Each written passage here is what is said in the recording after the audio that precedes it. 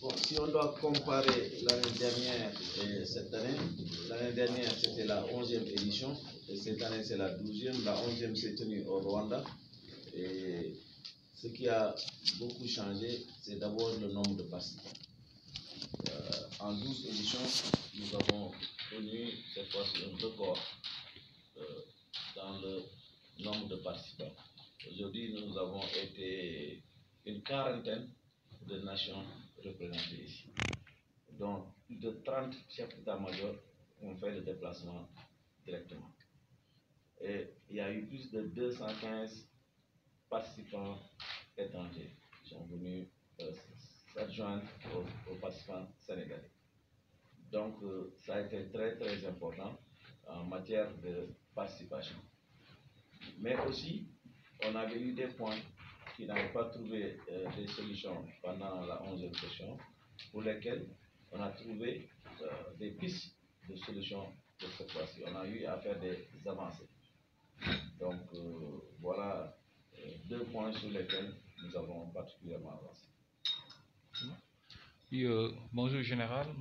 Retenir du symposium, c'est d'abord, on a eu à mettre en place une certaine confiance entre les différents participants.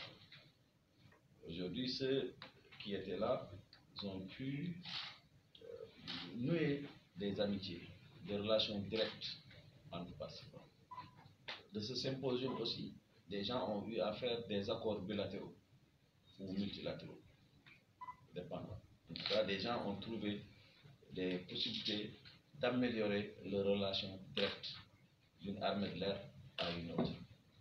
Nous avons donc discuté sur la possibilité, on s'est mis d'accord tous, à amener au niveau des sessions de l'Union africaine notre stratégie qu'on veut proposer pour la mise en place d'une coopération dans le cadre des transports aériens entre les différentes armées de l'air africaines. Donc voilà des points sur lesquels nous avons discuté. Nous avons discuté aussi de comment organiser les secours en cas de catastrophe sur le plan aérien. Nous avons discuté aussi comment mener les recherches, la reconnaissance avec des vecteurs aériens dans le cadre des menaces.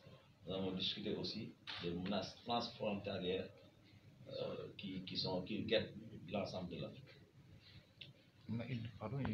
On a d'abord et surtout discuté des modes de financement de l'organisation, c'est-à-dire comment financer l'organisation de l'association.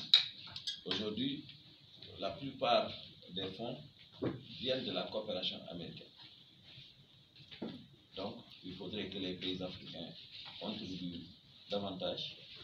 On a eu à discuter de ça et à trouver un terrain d'entente que les différentes armées de l'air vont ramener d'abord pour approbation au niveau des gouvernants avant son application.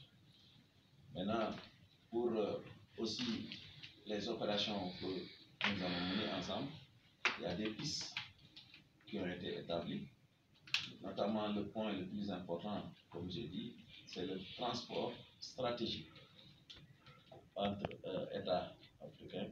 Comment l'organiser? Il y a eu des propositions qui ont été faites. Par exemple, les Américains vont mettre en place des aéronefs qui, pour le moment, on va discuter de comment les mettre en œuvre. Quelle contribution? S'ils mettent en place ces aéronefs, ils iront dans quel pays et quelles seront les contributions des pays qui les ont. Donc, pour les opérations de transport stratégique, on a commencé par ça, et voilà où nous en sommes aujourd'hui. Built on what we did last year, and we were able to get some good successes. Last year we brought up some ideas, and that was ideas of how much countries should contribute towards this event. And we also brought up an idea about having an air mobility wing stationed here in Africa. We worked on that over the year with our liaison officers, and we were able to actually vote on that during this conference. And we were able to vote yes, that we will go ahead and go forward and talk to our country's Minister of Defenses about pushing the African Air Mobility Wing at the next African Union conference that they have.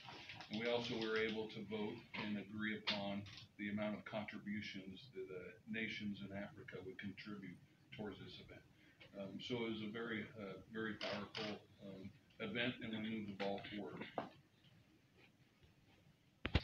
We're almost doing all of it. The host nation does some of the things as far as medical goes, and of course all the coordination, and that goes on the host nation, which this time was Senegal. And then the rest of it is vastly paid by the United States.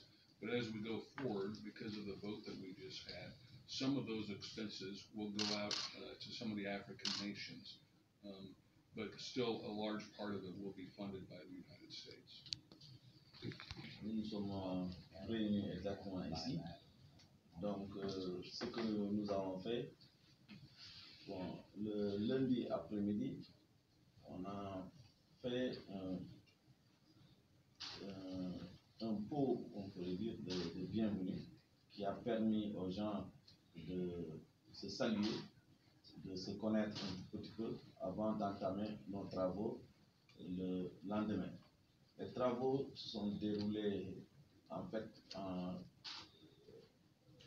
des séances avec tout le monde, c'est-à-dire dans un auditorium où les gens parlent en session, mais après on s'est divisé en groupes, puisque non seulement il y a les chefs d'état-major des armées de l'air, mais il y avait aussi parallèlement les rencontres des sous-officiers, des responsables sous-officiers des différentes armées de l'air qui ont fait le voyage, mais aussi chaque délégation avait des officiers de liaison.